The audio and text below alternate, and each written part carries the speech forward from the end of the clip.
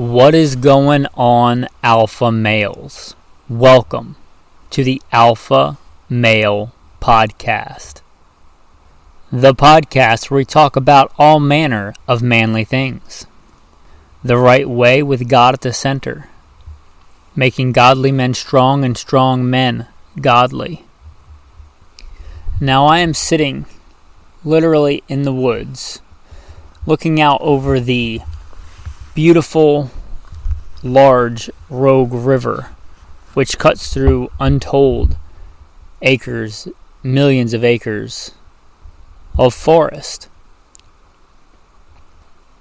I just washed in a cold mountain creek. I have no idea. I have an idea where the city is, but I have no idea where the nearest human being is to me right now. God and His creation, the gun on my hip, and the Rhodesian Ridgeback Alexander Hamilton napping behind me. The vast expanse of the forests of the Pacific Northwest. And I really, really enjoy God's creation. The heavens declare the glory of God, and the firmament shows us His handiwork. It is well with my soul. You ever take those questionnaires they ask, what's your ideal job, and you write something down? I remember once doing that in the Army, or maybe before that, and I wrote hermit. But it's hard to be a good shepherd and bring people to Christ when there are no people. By God's grace, I'll make it to town sooner or later and upload this podcast. By God's grace, quite a bit ahead in podcasts. You should be still getting them on a regular basis. One of the things I miss most about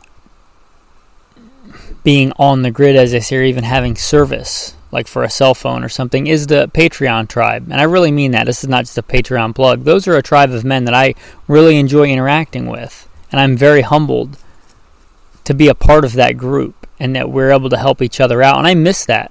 I'll oftentimes go to town every couple of days, or not to town, but at least to somewhere where I can get service, just to interact with that group. And interaction is key as being a human. You know, we're meant to be in tribes, in small groups. That being said, I consider myself a servant, serving you guys, the community. And the vast majority of you guys, statistically, don't live in the wilderness. And I spent a lot of my life, as you'll hear in the bio if you haven't heard it before, not in the wilderness, in giant metropolitan areas. I was LAPD. I was the commander of a tactical team in a large metropolitan area. I was part of invasions to overthrow, liberate, whatever you want to call it, whatever your political point of view is, the capital of a country. I was an urban warfare instructor.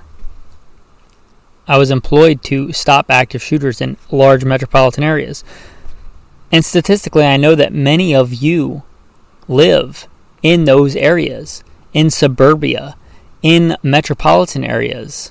I get that. I believe I was called for a long time to live in those areas to help protect the people around me and to serve in that way. Many of you are still in that scenario.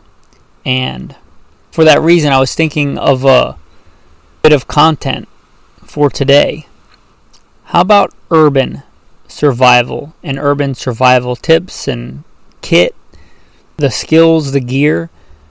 Because lately I've been doing quite a bit of wilderness things, and I love that. But many of you don't live in that environment and may never even experience really fully being immersed in that environment, being alone in the wilderness. So how do I minister? How do I serve the greater community, the majority? Well, that's today's episode. Now, that was a rather long preamble,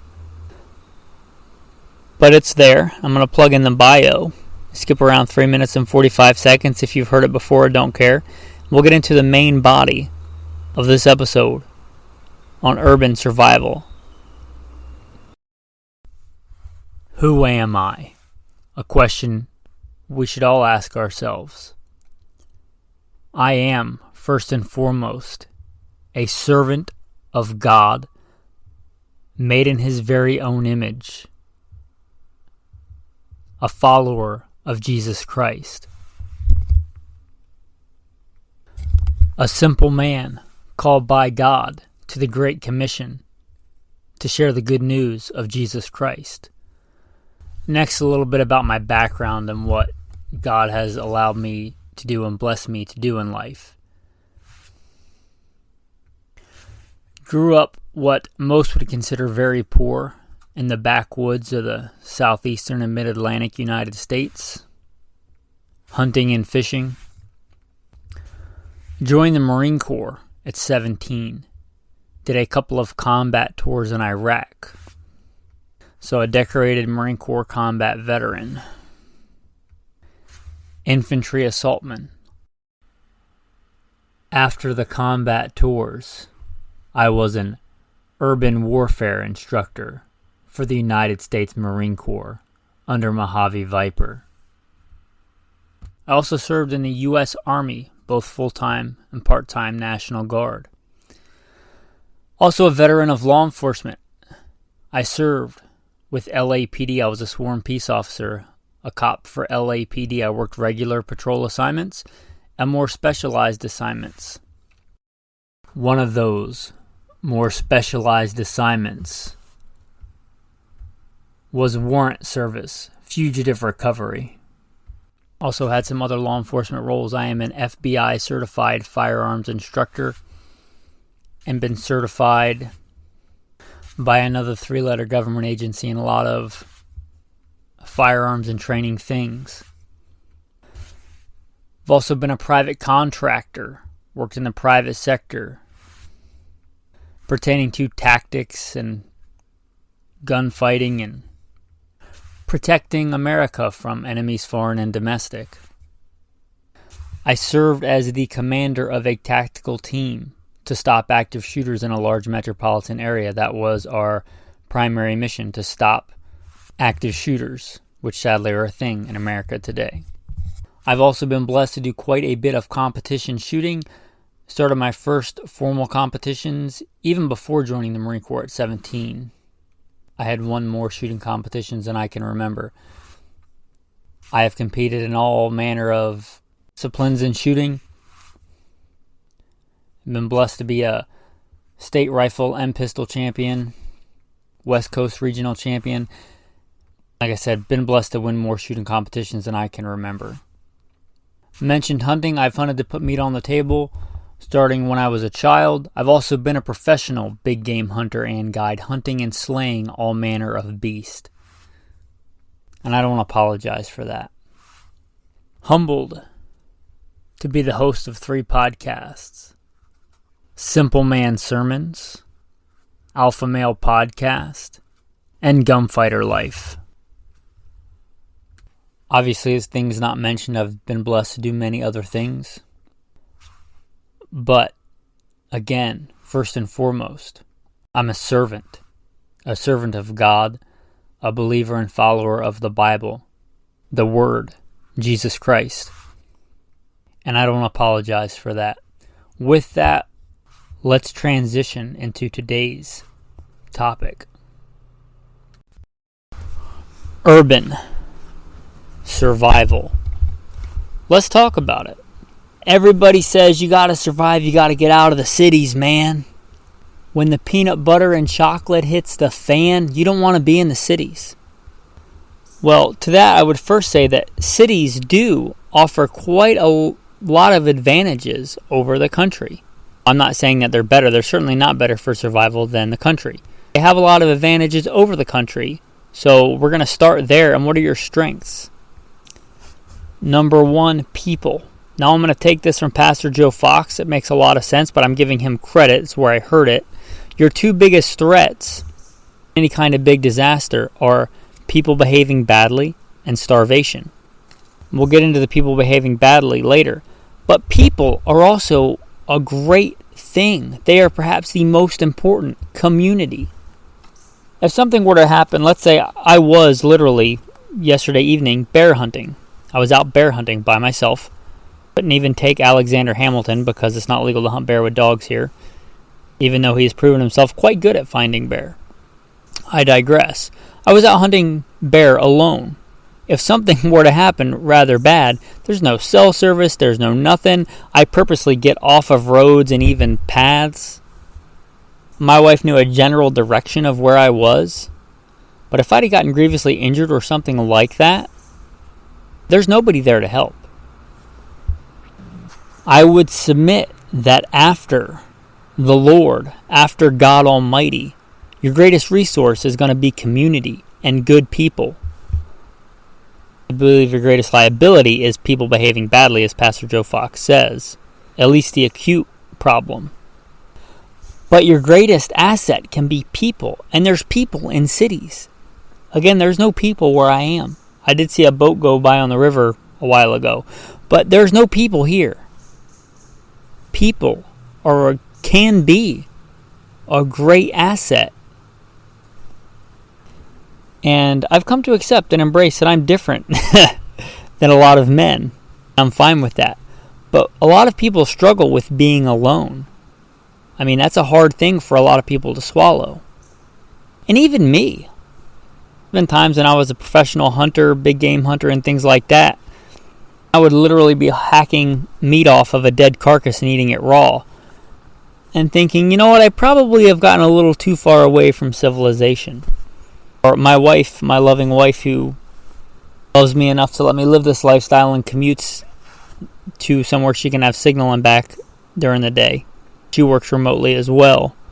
She'll often tell me, hey, you've been alone in the woods too long. And she's right. But a lot of people don't like being alone and can't stand being alone. And we're not meant to be alone. That's the first thing that God says is not good. It is not good for man to be alone. So your biggest asset next to God in a city in the suburbs is you can have good people. You can have a tribe. That's number one. More people as an asset. Number two, a big thing that'll kill you, especially out in the wilderness. Shelter. Unless you're talking about, Anchorage, Alaska. In most metropolitan areas, getting shelter is not going to be a problem. You may not be super comfortable off-grid without power. If the power goes out, if that EMP, takes out all the grid, you're still going to have that infrastructure. You're still going to have shelter. And shelter is a big deal out here. I mean, I'm in the Pacific Northwest in the rainforest. Shelter is a big deal.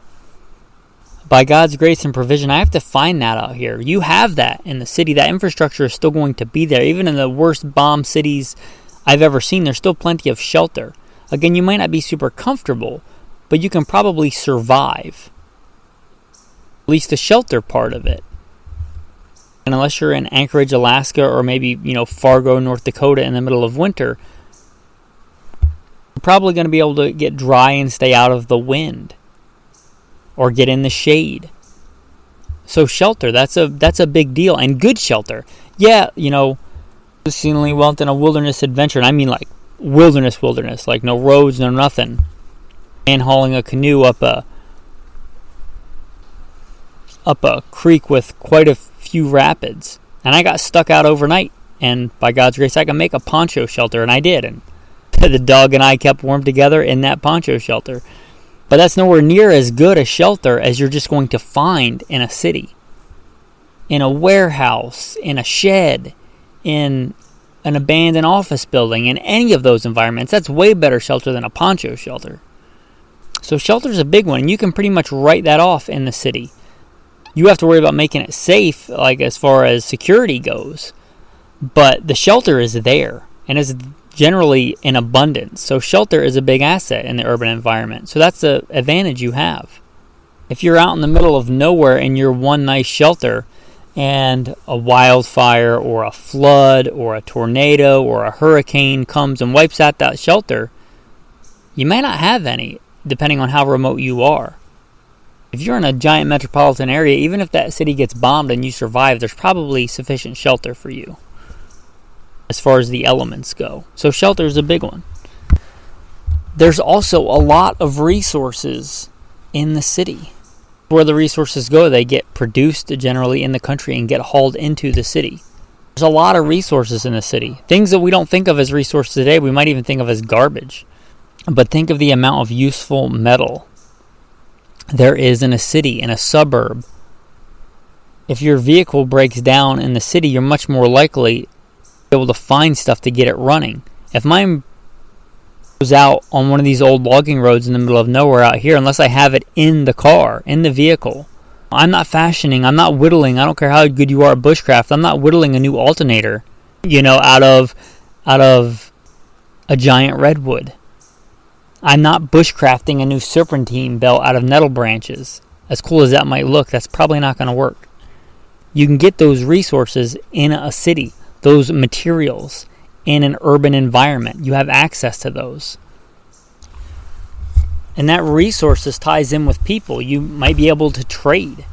Even trade skill, which is a lot of times a better resource than the material. If you can find the alternator, if you don't know how to install an alternator, you can't just look it up on YouTube because the grid is down. Being able to barter with somebody that knows how to install a new alternator, that might be a good thing. In fact, it probably is a good thing. So resources are in abundance in cities. We haul them into the cities. Now, that being said, I don't think that the city is the place that gives you the best chance of survival. So what are the detriments? We talked about Pastor Joe Fox, Viking preparedness. Again, give him credit where credit is due. People behaving badly. That is your acute number one bad thing. Starvation is arguably a much worse way to die and is very likely in a city if you don't have the resources put away. However, you have to live long enough to starve to death. People behaving badly, security can kill you in a millisecond. I can go from just standing holstered, my gun holstered, getting a good hit on a target at reasonable defensive distances in well under a second. Dynamic situations happen quickly. Your number one threat is going to be security. Going to be people behaving badly. Even in good times, that's a real concern. Again, I was a commander of a tactical team in a large metropolitan area. Active shooters, sadly, are a thing. Just a normal Friday night at a concert. I don't generally dig concerts, but you could be jamming out to your favorite band one day and find yourself in the midst of an active shooter scenario the next. People behaving badly, as much as people can be a great resource, people can also be the biggest liability, especially a lot of desperate people. First thing I'm going to talk about, again, your first resource always is God and His protection. A good skill to have all the time, but especially in a grid-down urban environment, is situational awareness. When you go into a restaurant, a coffee shop now, whatever you do, a parking garage is a big one. A lot of crimes are committed there. Are you always aware of the exits? Not just the elevators, but the staircase. When you go into a building and sit down, are you positioning yourself in an area where you can observe and maneuver and know where the exits are? That's big. In a grid down scenario, that's big as well. Not getting cornered in a dark alley with no exit point in the middle of the night. That's a micro. How about a macro? How about knowing how to get out of that city to a different area of the city? Let's say you want to stay in the city, but the area you're in is going to crap. You need to get to another area. Escape and evade. Now, as far as material resources, you should know that the number one thing I think you should have is a Bible. A Bible should be your number one resource in life as far as material possessions in any time. But when times get tough, you're really going to need some spiritual health and well-being and some instruction. And the instruction manual is the Bible that God gives us to teach us how to live, how to survive. Your number one resource should be the Bible. If God saved righteous Lot from Sodom and Gomorrah, He's the same God today. Looking at some other resources, you likely have a smartphone. Now, very likely in a bad scenario, even in not even say end of the world time scenarios, but just massive situations where everybody's trying to text and stuff at once, or call at once, those communications are probably going to go down. That doesn't mean that your cell phone is useless. Google Maps. Now, you're going to need service for Google Maps to work. What you can do right now, if you're listening to this and the grid is still up, which I assume it is, you can get on Google Maps and you can look up primary route out of your city, an alternate route, a contingency route, several different routes. And you can literally just zoom in them and take screenshots and maybe number them with the little color tool that's in your photo app. One big map of how to get out of the city the first way, make that route red. And the next secondary route, make that orange. And the other route, make that yellow. and zoom in street by street and then number those red 1, red 2, red 3. I'm just making this up. You can do it however you want. But you're probably going to have your cell phone. And you can get those maps, those Google Earth maps, and you can screenshot them. So you don't need any kind of service. You can literally just scroll through them. Like, the freeways are shut down. I can't leave on the freeways. It's time to go the orange route. Can't go that way. How about the yellow route? I'm just going to walk along these railroad tracks north out of the city until I'm out of harm's way. I know how to get to the railroad tracks because I've got it saved on Google Maps on my phone. Another big one, and a skill I think you ought to have as an alpha male, is lockpicking. And not for any nefarious reason. You ought to know, if you listen to this podcast for any length of time, I follow Christ. Thou shalt not steal. But lockpicks are good for a lot of different things. If you're stuck in a burning building, which is not outside the realm of possibility in one of these scenarios, well, you could pick the lock. If you're in an urban warfare, well, I'm just going to bust down a door and breach it. Well, that's great if that's the door, and I was an urban warfare instructor. If that's the door that the guy is behind, yeah, I'm just going to kick it in. Most regular doors you can literally just kick in or breach it. What if it's 3 doors before the door where I think that bad guy is? Then stealth comes into play. Then I want to open those doors quietly until I get to that door that active shooter or that person is behind. One of the things I talk about more specialized assignments, warrant service and fugitive recovery. Sometimes you don't want the person to know that you're coming. I know on TV it's cool to have like the explosive breach, and I was a breacher in the Marine Corps. And as fun as it is to knock open a door with a sledgehammer, sometimes being clandestine and stealth is a better tactic. Lockpicks. Again, what if you just need to? What if you're trying to escape and evade and get out of a burning building or a dangerous area and you come to a locked door and you're just not trying to steal anything or anything nefarious? You're just trying to get out of there. Lockpicks. There's mobs in rioting and you don't want people to know that you're trying to go through an area. And lockpicks is a good skill to have. Lockpicks are a small, easy thing to have on you. Whether you want to make that part of your EDC on-body carry or not, you have to evaluate that for yourself. But find if you get familiar with lockpicking. At least me, I generally only use 3 things. A turner to move the tumbler and 2 primary picks that I use. The vast majority of locks can be opened with just those 3. Maybe you could whittle it down to 2. Get 70% with just 2 picks. But 3 picks doesn't really take up much more room than 2. That's generally what I have or what I go to. Probably don't, and I know that you can make lock picks, but you probably don't want to be sitting there with your multi-tool fashioning lock picks when a building's burning down. If it's a door you can't just smash through. Anyway, lock picks, a good thing and kind of unique to the urban environment. Here's another big one. Cash. People will say, I want a big event, big scenario, the peanut butter and chocolate has hit the fan, cash is going to be worthless, man. Yeah, after a while, but the average person is still going to think cash is useful and worth something in the short term. If the lights just go out and nobody knows why, somebody offers somebody else $500 for a gallon of gas, probably going to give them that gallon of gas. If those lights never come back on, that's a good trade, but the person is probably not going to realize that. A lot of scenarios, you don't know how long-term or short-term they're going to be. Quite a bit of cash might be able to get you out of a few scenarios or procure the things that you need. That's kind of the point of cash. It's mobile and versatile barter power. Just a regular store, maybe their machines are down, a small business. They may still take cash for a time. Now, I don't advise you having to go out to a store to get stuff in a bad event, but who knows? Maybe you do.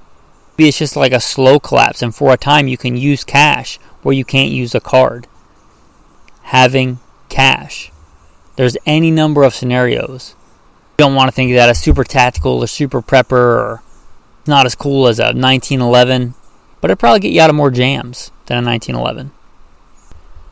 Let's talk about another one. Handcuffs. Now you got to think about the moral justification for using handcuffs. I was a police officer. Also in the military, flexi cuffs, either handcuffs or flexi cuffs, or maybe even just a couple of big zip ties.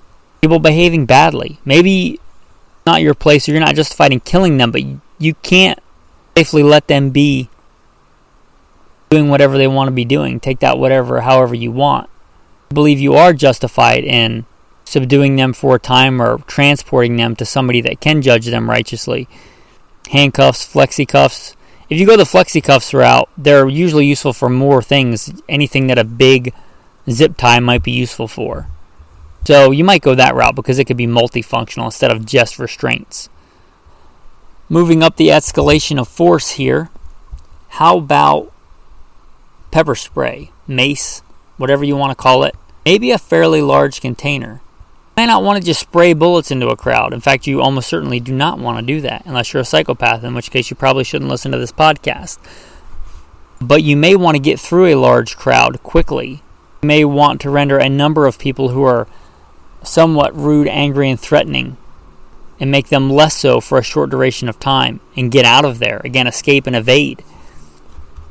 Having a decent size container of pepper spray or mace and being able to administer that to one or multiple people behaving badly just to let you get away.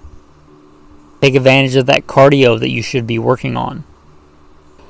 A quick aside here, as my time as a police officer, a lot of people will use or fail to use pepper spray correctly because they don't know how to use it. Don't aim for the face and eyes. People instinctually will move their head out of the way, and the head moves rather quickly.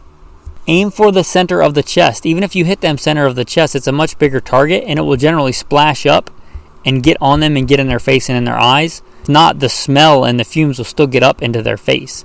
Once you've gotten that center chest, a continuous stream, not these little short bursts, continuous stream, once you get them in the chest, then move up to the face. But if you aim for the head and miss, you got nothing. If you hit them in the chest, whether or not you go up to the head, it's still probably going to affect them. And be mindful of the wind. Now moving up that escalation of force, and it may not even be force, it may just be a useful tool. You know, I think as an alpha male, you ought to carry a knife. Now, if you're in a suburban, urban environment, you're probably not carrying a fixed blade day to day. I do, and I still do when I go into a city. For a lot of people, that may be illegal, or it may be impractical. I like a fixed blade knife, but many are going to carry a pocket knife, a folding pocket knife. I'd say great, that's fine. Make sure if you can that it locks. I like the old nostalgia knives, the case knives. They're probably fine for opening an Amazon box or whittling a piece of wood. But if it's my one go-to knife that I might have for my EDC, you want a locking knife. I have had those knives, using them for stuff and pushing into something, and had them fold over on my fingers and had to get stitches on those older classic non-locking knives. Now, some jurisdictions may mandate a non-locking knife. That really sucks because in my experience, they're just not as safe for anybody. But if you get a good locking knife, and for a lot of you, again, in the cities, suburban areas, it's going to be a folding knife. So make sure it locks. Now, the teotw blade is not the most universal blade. I'm not saying that your go-to knife in an urban environment should be a teotw, but I'm saying of all the environments, the teotw blade makes the most sense in an urban environment. It's meant to pierce dense material. Think of that however you want to, in whatever situation you want to, but that does have merit. It's meant to be a tip that can penetrate dense material well without breaking. A knife that was my EDC knife for a long time, it's not anymore, but it was for a long time, is the Gerber 06 Auto in the teotw. Good steel, S30V, good thick teotw shape. It is a big beefy knife, but it folds up. It would fit in most standard pockets. There's any number of good knives. My number one recommendation has and will continue to be a Buck 110 Slim. It's affordable. It's a great knife. It's multifunctional. It is not a teotw. It's a classic hunting knife shape. It still serve you well here, but of all the environments that a teotw will be used in the urban environment, it has the most merit. That's what I'm saying. I'm not saying that you should or shouldn't pick that as your EDC in an urban environment. Another big one, and I use this quite a bit, I have some training in hand-to-hand combat. My general go-to is punching. A lot of fights end up on the ground and wrestling and grappling, but usually punching gets put in there somewhere. A push dagger is a good, useful tool in close quarters combat. It's very hard to take away. You don't need a lot of special training. I do have some knife fighting training, but you don't really need any with a push dagger. Look up what a push dagger is. It's basically a handle at 90 degrees, a blade that comes out through your fingers. When I was the commander of a tactical team, that was discreetly camoed into my war belt that I wore on the side opposite my fighting handgun. That way I could grab a weapon from either side. It was easy to grab, but it was kind of tucked in and discreet. But a push dagger, I think, has a lot of merit in an urban environment. If they're legal where you are, they're legal for you to carry. Not great as a primary utility knife, because even in a scenario like this in the city, primarily your knife is probably going to be a utility tool more than a weapon. But it should be able to double as a weapon. If you want a backup, I'm saying push daggers have a lot of utility, and for pure on hands-on fighting, push daggers have a lot of advantages. Moving up the escalation of force would next be firearms, but I'm going to skip that for now and come back to that later. Medical. Medical is important. A good medical kit, a good tourniquet, quick clot, things like that. I'm going to tie into that sanitation, because in a grid down scenario, disease, infection kills a lot of people. Cities day to day, you can get pretty clean. I don't care how romantic the Irish Spring commercials made it look to bathe in a mountain creek waterfall. I just washed in a mountain creek. It's freaking cold, and it's nowhere near as good as a nice hot shower.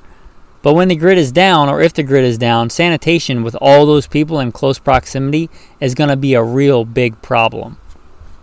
So in addition to your big traumatic injury stuff, you're going to need to know how to clean a wound. If you know how to clean a wound well, it's probably better to have soap and water than have a bunch of other stuff and not know how to clean a wound and dress a wound. So get some training, no medical, but no sanitation as well. Know how often to change bandages, what, an infection looks like, smells like. Antibiotics, I'm just going to say fish antibiotics are a thing. That's all I'm going to say. But Neosporin, triple antibiotic ointment. Sanitation, something you might not think of day to day now in a city, could become a major problem. What happens when you have 1 million people, and I'm just throwing that number out there, a lot of cities are way bigger than that. What happens when you have 1 million people in close proximity going to the bathroom and the toilets don't flush? That's a crappy scenario, literally. So in addition to medical, sanitation, think about that. We talked about the Bible instruction manual for life. Have an implement among your equipment where you can go outside the camp and dig and go to the bathroom and turn and cover your refuse. Sanitation, big. Medical, big. On the sanitation thing, something even day to day you may want to consider as part of your EDC in an urban environment. Rubber gloves, for a lot of reasons. That's that saying, if it's wet and sticky and not yours, don't touch it. Gloves help with that. Rubber gloves help with that. They can be used for other things, but rubber gloves take up almost no space if you know how to roll them up and put them in one of the fingers. Light, handy, inexpensive. And they may come in quite handy. And they weigh, I can't say they weigh nothing, that would be a lie, but they weigh very, very little. Rubber gloves may be part of, or should be part of your urban kit. Now let's talk about food. Starvation. Since the city produces very little to no food, they may transform some form of food into another. Maybe a Dorito factory transforms bulk grain and high fructose corn syrup and salt into Doritos. Stuff gets shipped in from the country. Meaning if you are in the city and you think you might stay or get stuck in a city, you need to have food. You have a $1,000, probably pre-inflation prices. Let's say you have a $1,500 nice AR and PEC 14s mounted on it and nods, and you don't have cases of food, your priorities, I'd say, are not correct. Yeah, you need the security to make it to the point where you might have the opportunity to starve to death, but you need food stored up. It doesn't have to be rocket science. Just cases of ramen noodles that you can get from almost any store, from Walmart. The best thing? No. Can you live decently off ramen noodles and tuna fish? Yes, because I can't say exclusively, but I've eaten a lot of ramen noodles and tuna fish. Especially being deployed overseas with care packages and just being so tired of MREs. Is it the best thing? No, but ramen noodles and tuna fish, Like a lot of other grains and stuff, which I'm not saying you shouldn't store. You can eat ramen noodles just how they are in the package. You can literally take that seasoning packet and dump it on there and crunch them and eat them raw and dry and drink some water. They're better if you cook them, but you don't have to. Have a bad day if you're trying to chew whole kernel corn or even whole wheat berries. It's quite a bit of labor to grind it up if you don't have a grinder, which if you're living in an apartment, you likely don't have a wheat grinder and all that other stuff. Yeah, you can go like the Mountain House route or even an MRE route. A lot of stuff in there I wouldn't consider food. But also, they're expensive. Look at how many calories of ramen noodles, some other things you can get for the money versus a case of MREs or a case of Mountain House. Maybe you buy a bucket of Mountain House and a bunch of ramen noodles and your Mountain House is your Sabbath meal, your special treat. Anyway, I'm not telling you what to get. That'd be a whole nother episode, but have food stored up. The more food you have stored up, hopefully the less likely you're going to have to put yourself in sketchy or bad situations to acquire food. Old saying, what's the best way to block a punch? Yeah, don't be there. People are rioting for food and getting shot at the local Walmart. Don't be there. Already have the food. So food. And along that line, and more importantly, water. Even in the best of times, usually city water is not great for you. It's probably slowly poisoning you with the chlorine and everything else in it.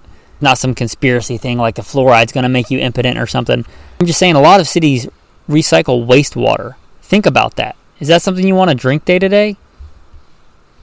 So have good clean water. Have a way to purify water. And have some water stored in case one day you turn on the tap and there is no water coming out. Likely if your city has been there for any length of time when it first started, some of the early buildings will have a well or be on a well. Know where those buildings are. I know that even in Las Vegas there is one pretty prominent business that was there very early and is on a well in Las Vegas when everything else is grid or city water. You should know that for you and your city. Now you're still going to need a way to get the water out of the well, but at least you'll know where to get water. If you live somewhere and you're just relying on city water and one day the water doesn't come on and you have none stored up, you're in trouble. Number one, have some clean water stored up. Have a way to purify water, because if your city runs on wastewater and it's not getting purified the way that it should, dirty water is a major killer in a lot of disasters. Not as cool as AR-15s, man, but probably more likely to save your life is having access to good, clean drinking water. Okay. The moment you've probably all been waiting for. The urban survival guns. Dun, dun, dun. Let he who has no sword sell his cloak and buy one. A sword is not a farming implement. A sword is a combat instrument. And as I said in the beginning, one of your, probably your most acute, your most pressing, immediate need in a big disaster is going to be violence and protecting yourself from violence. We talked about situational awareness and avoidance, but perhaps it's too late for that. Perhaps that's not on the table for you. If a thief is caught breaking in and is struck so that he dies, there shall be no guilt for his bloodshed. That's also in the instruction manual for people. What are some firearms? Well, I hope as an alpha male you are concealed carrying day to day, that you carry a firearm, open, concealed, whatever. You carry a handgun day to day. Now, we carry a handgun because it's a gun that we can conveniently carry. It's not as good as a long gun for almost anything, but that's what we have because we can have it on you. We can have it at the ready on you. Maybe I'll be able to have some long gun or some gun that can quickly be assembled in a pack. That's not going to do you much good if a mob of people surround you, guns disassembled in your backpack. You need a gun at the ready. Like your number one thing day to day on you is, as far as firearms, it's going to be your handgun. Same here. If you're carrying a little Ruger LCP because it's convenient right now, or a Smith & Wesson J-frame, and I love my Smith & Wesson J-frame, but it's not my go-to carry gun. And certainly I wouldn't want that as my go-to carry gun in an urban environment in some kind of large-scale disaster, whatever that might be. Whether it's a Hurricane Katrina or, right after a nuclear war, whatever. A full-size combat fighting handgun. Talked about the bailout bag, the baby bug-out bag, kind of grab-and-go satchel. I'm not going to go into that here, but a full-size fighting handgun especially in this kind of environment, really dress around your gun. Carry a full-size fighting handgun and throw on a windbreaker, whether for you that's a Beretta 92 or a Glock 17 or the old Warhorse, the 1911. A full-size fighting combat handgun. Now this will make some of you happy. The 300 Blackout. I'm generally not a fan of the 300 Blackout, and I'll let you guys know that. I don't think it's a good all-purpose round. I really don't. It's a niche round. But I think here is one of the places that niche may come in handy. Whatever you want to call it, air quotes, AR pistol or an SBR, however you want to do your ATF stuff.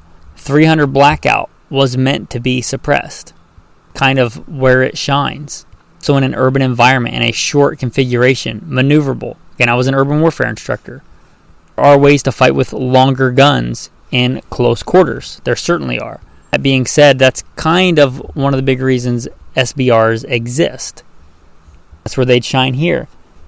Although I think 5.56 is a better all-around thing to have in stock and prep and be your go-to. You do lose quite a bit of ballistics performance when you cut that barrel shorter and shorter and shorter. You don't go down as much, I don't believe, in percentages when you do that to a 300 Blackout. So if you were going to go, I want a protection gun for running my convoy out of the city or getting out of this massive building that I work in, making it through. I even live downtown and I got to make it out of the city on foot at night. I want to be quiet. A 300 Blackout, with a red dot, let's say an EOTech if you want to be a cool guy, with your suppressor running subsonic ammunition. Is that the best all-around gun? No, certainly not. But just like the teotw blade kind of shines in this urban environment, if the 300 Blackout is going to shine anywhere, I'd say it would be here. Sometimes in warfare you want to make a lot of noise, and sometimes you don't. Yeah, you can suppress a 5.56 AR, you can suppress a 308, and a 308 honestly would still be kind of my go-to. But they're still really loud when you suppress them. It's not like the movies. Because the 300 Blackout can run and is designed to run with the subsonic option of your 220 grain or thereabouts ammunition, it does suppress really quiet.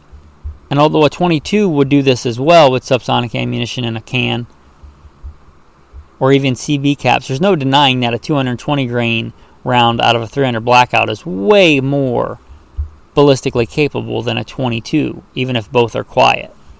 So again, if you were looking to build that one urban security, because you're still going to have to eat and procure food. And if you don't eat things that go forth on paws, that's probably going to be birds for you in the city. Unless you're going to eat rats and cats and dogs, which I don't consider food. But you're still going to need a firearm to procure food, and the 300 Blackout's not going to be great for that. But for a security long gun, an SBR or a pistol 300 Blackout, in an urban environment, that has a lot more merit than it does anywhere else in any other circumstance. I'm big on the shotgun for all around feeding yourself and defense if you could only have one long gun. I still think you ought to have one of those in an urban environment, and a 22. We could go on, we could do an entire other podcast, start a whole new podcast called Urban Survival Guns. And that might be kind of cool. If you don't know, there's a whole other podcast called Gunfighter Life, where we just talk about guns, so I don't want this to turn into that. A lot of listeners listen. I'm humbled from places where they might not be able to have a large portion of these guns. In fact, a lot of the patrons are from Europe, which I'm very humbled and blessed by. So I think I'll leave it there for guns for today. I will say, mentioning Patreon, be very blessed to have you there and be part of that tribe and community. Can talk about this kind of stuff with like-minded men. Anyway, if you want to go that route or you want to contact me, goodshepherdtraining.com, goodshepherdtraining.com. With that, men, as a thanks for staying tuned till the end of the episode. The tactical tip of the day. As you might imagine from my background, I've had a little bit of training in shooting at and shooting from, using for cover, vehicles, common civilian automobiles. not just the military hardware. Well, most vehicles are pretty crappy for stopping bullets. For instance, your humble average 9mm round will likely go through your average car door. Something you might do if you feel so inclined, get on eBay looking for some old police vests, Kevlar panels that for whatever reason the police are getting rid of. You could a lot of times take off that interior panel of your car door and fit one or more of these in your car door to make it more ballistic. Now, cover versus concealment is a whole other lesson. Let's say cover is kind of a sliding scale, a relative term. Most of your soft Kevlar armor is going to stop a lot of handgun rounds, but it's not going to stop a 50 BMG. So again, cover versus concealment is kind of a sliding scale there. What are you trying to take cover from? How far away is it? All those kind of things. How many rounds are they able to shoot? But your number one thing you can use for cover on most civilian cars, and this is your actual tactical tip of the day, it's called A-pillar and B-pillar. Learn where this is on your car, and you can usually spot it pretty easily on most civilian vehicles, especially like your average sedan. Most vehicles, because of crash testing and government regulation and all that stuff, but there's usually right behind the driver and passenger seat, right where the seatbelt attaches on a lot of vehicles, there's a pretty substantial piece of steel that runs through there. And while it's not often really large, I know from first-hand experience it works really well at stopping bullets. Even a lot of very powerful rifle bullets. A lot of times we refer to that in the tactical super operator world as the A-pillar. A lot of vehicles will have a B-pillar behind that. A lot of times using geometry, which you wouldn't think of, but comes in a lot in urban warfare, geometry. So, study hard, kids. But lining up that A-pillar and B-pillar to give you a bigger, larger amount of cover. And if you don't know about cover when you're getting shot at, which sucks, it's a natural human tendency to hug up on that cover. You don't want to do that. You want to be back away from that cover. If that cover is in between you and what's shooting at you, you want to be right up next to it. You're going to get a lot of debris, and actually, the farther away you are from it, the more bullet deflection angle is going to keep you safe from those bullets. So you can practice and train it, because you're not probably going to remember this podcast when you're getting shot at. You might remember training if you've done it over and over. In fact, I was practicing this in my dry fire just the other day with my vehicle. Getting some standoff distance from that cover on your A-pillar or A-pillar B-pillar in your vehicle. Anyway, that is your tactical tip of the day. The tactical verse of the day. I know a lot of you live in cities and suburbs. Perhaps you're called to stay there. Perhaps you're being called to leave. Pray about it. Consider it. I don't know the answer to that for you, but I know who does know the answer. God. Going to God is always the right answer. Seek advice from Him. Tactical verse of the day from Revelation. Come out of her, my people, lest you share in her sins, and lest you receive of her plagues. Now, I do believe that this refers to not only a physical Babylon, a physical city place, but also spiritually. It could be way out in the country and obsessing and thinking about and looking at things you ought not. Be surrounded by the most beautiful forests of nature and clean mountain streams, and be looking at a screen with something on there you're not supposed to be looking at. So first and primarily, come out spiritually. Come out in your soul. Be separate. Be set apart. Be holy. And perhaps pray about whether you're called to come out physically or not. With that, men, thanks for listening, and have a blessed day.